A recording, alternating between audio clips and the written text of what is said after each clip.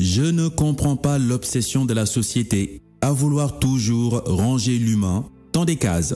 Si elle n'a pas réussi à nous enfermer dans des cases sociales, professionnelles, elle tentera quand même de nous empailler dans notre propre tête. C'est l'exemple des tests de personnalité qui pullulent sur Internet.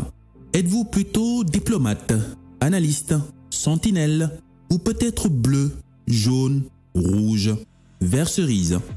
Ces questionnaires prétendent percer les mystères de votre personnalité et révéler la carrière, le partenaire ou l'entourage idéal, le tout en restant assis dans son canapé, en cochant des cases en moins de 10 minutes.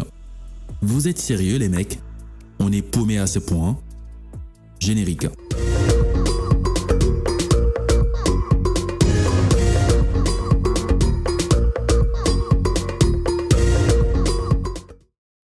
Bienvenue dans les chroniques by Demba. Sur cette chaîne, on parle de connaissance de soi sans bullshit. C'est-à-dire des connaissances pratiques pour être bien dans sa peau, basées sur des références intemporelles comme le biomimétisme et non sur des théories d'un psy chelou, défoncé à la cocaïne. Donc, si ce type de sujet te branche, abonne-toi et n'hésite pas à me partager tes avis en commentaire. Aujourd'hui, on va parler de l'arnaque des tests de personnalité. Pourquoi il ne faut pas se fier aux tests de personnalité pour évaluer qui tu es vraiment et de quoi tu es capable ou pas. On va aller droit au but. Mais d'abord, qu'est-ce qu'un test de personnalité? C'est une série de questions pour évaluer les traits principaux d'une personne. Leur but en fait c'est, comment te dire ça? Nous coller une étiquette, voilà. Nous ranger dans une catégorie bien définie.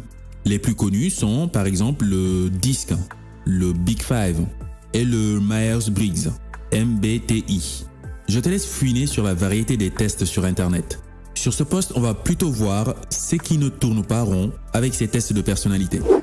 Premier red flag. Les tests de personnalité ne prennent pas en compte la subtilité des cultures dans le monde. Le Big Five, par exemple, est conçu par des mecs qui ont passé en revue le dictionnaire pour en extraire tous les mots rapportant au comportement humain. Ils en ont trouvé des milliers. Puis, ils se sont mis à les rassembler pour en faire 5 groupes. Ouvert, consciencieux, extraverti, agréable, névrosé. Ce qui donne l'acronyme Océan. Je sais pas si tu as compris. Je répète. Des mecs anglophones ont défini 5 catégories de types d'humains en jonglant avec des mots du dictionnaire en anglais en plus. Ils n'ont même pas consulté les Bambara du Mali, les Swahili d'Afrique de l'Est, les Chinois, les aborigènes d'Australie. Non, non. Juste un petit Robert leur suffisait. On est d'accord avec moi que tout le monde ne peut pas être concerné par ce type de test de personnalité. En plus, il ne s'agit pas seulement du test Océan. La plupart des tests que l'on voit aujourd'hui sont basés sur des mots et interprétations valables qu'en Occident. C'est-à-dire environ 30% de la communauté terrestre. Déjà là, on a un gros souci de compréhension. Certains mots n'existent même pas dans d'autres langues. Essaie de traduire consciencieux en Wolof, vas-y, ou bien en Djola, ou en Pulaar, et vice versa. Essaie de traduire type, le type là, tu vois. Bon, je le fais même pas bien. Bon, bref, t'as compris. Essaie de traduire le type en français. Erreur 404 not found. Tu vois un peu?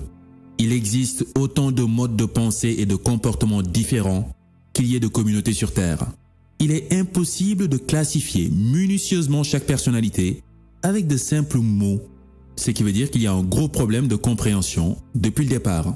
Donc, test de personnalité complètement bidon. Deuxième red flag.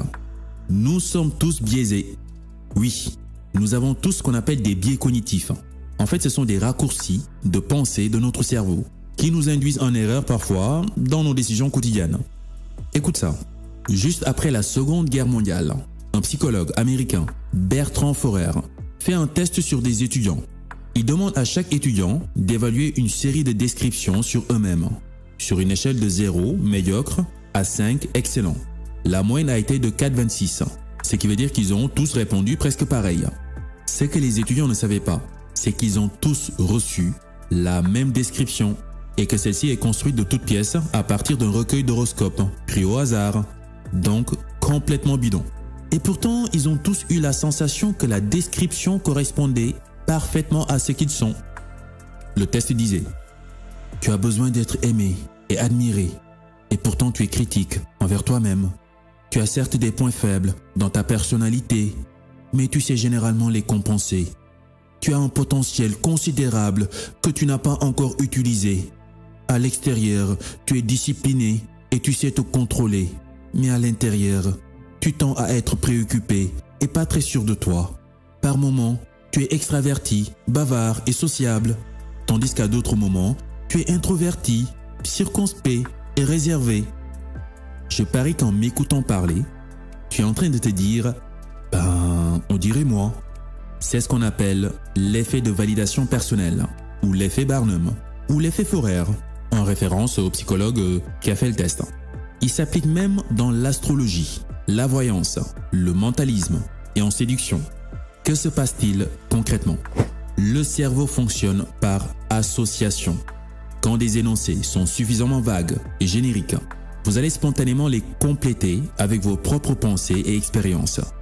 Par exemple, si l'énoncé affirme que vous êtes quelqu'un de généreux, votre cerveau va automatiquement essayer d'associer cette affirmation flatteuse avec une expérience précise de votre vie, en interprétant les informations et en les complétant à votre manière. Vous les validez vous-même et renforcez ainsi votre croyance à l'énoncé. Le cerveau fonctionne par confirmation.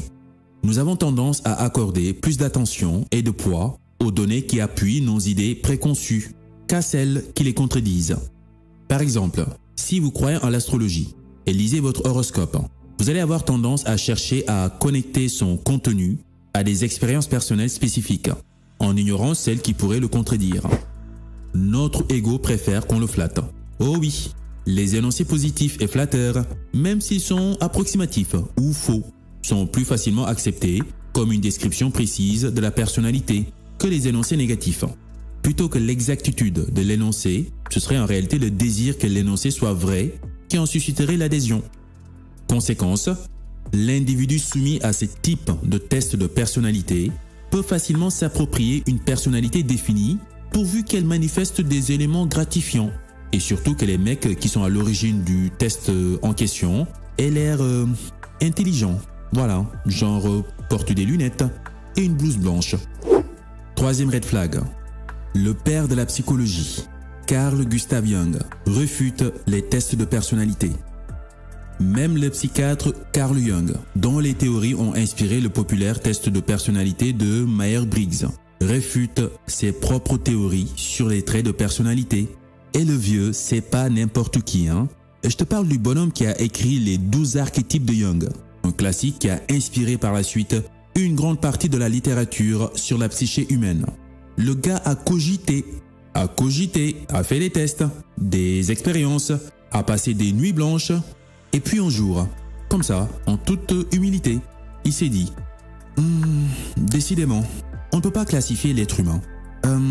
Trop complexe, trop imprévisible, tous des malades. » Bon, il l'a pas dit comme ça, ok, mais plutôt il disait dans son ouvrage « Les types psychologiques », chaque individu est une exception à la règle. Il existe tellement de modes de pensée et de comportements différents qu'il est impossible de classifier minutieusement chaque personnalité. Il reconnaît par là que tout modèle ou théorie conçue pour décrire ou expliquer le comportement humain, y compris sa propre théorie, est imparfait. Et même jusqu'à aujourd'hui, il est démontré que ces tests de personnalité n'ont aucune valeur scientifique. Ce ne sont que des théories, des pseudosciences. Voilà, pour faire passer le truc. Genre, on sait que c'est n'importe quoi, mais bon, allez-y, on est ensemble, ok? Même la compagnie Myers-Briggs, le couple mère et fille qui ont fondé le test MBTI, déconseille de l'utiliser pour recruter ou attribuer des postes, mais ne l'interdisent pas pour autant au grand public. Parce que tout ça, ce n'est que du business.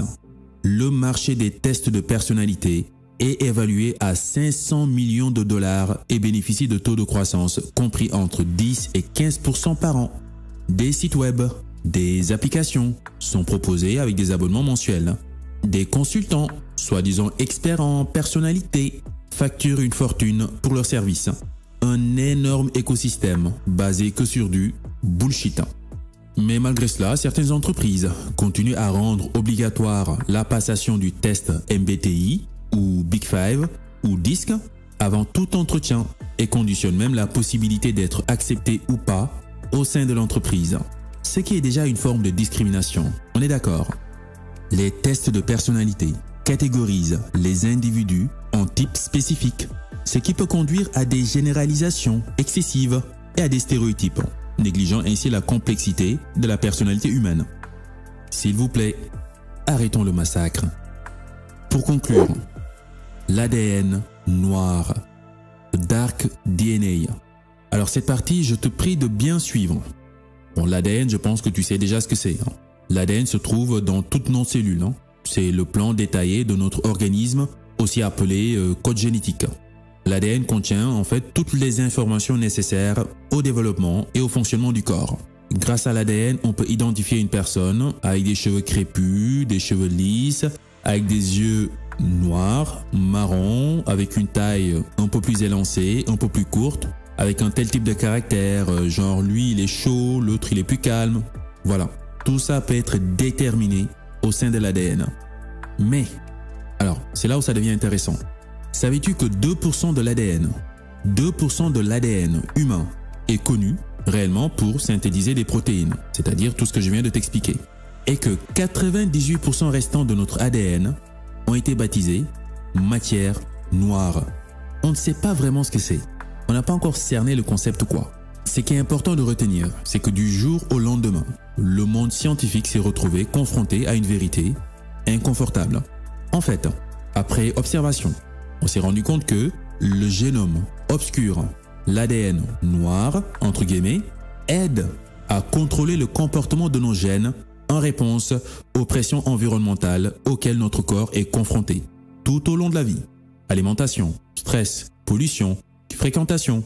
Ce qui veut dire, en fonction de notre environnement, certains gènes s'activent et d'autres se désactivent. Comme ça, on ne sait pas trop. Tu peux hériter de certains gènes peut-être complètement pourris et arriver à un certain moment, non, ces gènes n'existent plus dans ton corps. C'est complètement désactivé. Voilà ce qui rend les tests de personnalité complètement bidons. Car l'humain peut être tout et rien à la fois. L'humain évolue constamment en fonction de son environnement. L'humain ne peut pas être figé dans un type de caractère bien précis, à moins qu'il le veuille vraiment. L'humain est malléable, comme nous le montre la plasticité cérébrale. À chaque fois qu'on apprend quelque chose de nouveau, on altère notre cerveau, on crée une nouvelle connexion et on renforce certaines connexions. On peut changer de comportement quand on le souhaite. On peut être introverti dans un milieu et devenir extraverti dans un autre milieu. On peut être timide quand on était enfant et plus tard, à l'âge adulte, devenir complètement ouvert. On peut être un connard et devenir un gars plutôt cool et bien dans ses baskets en fréquentant des gens comme. Voilà, certains attributs enfuis au plus profond de nos gènes ne demandent qu'à être activés ou désactivés. Donc, oublie les tests de personnalité. Concentre-toi sur ce qui peut démasquer le potentiel en toi. C'était les chroniques by Demba. Sur ce, à la prochaine.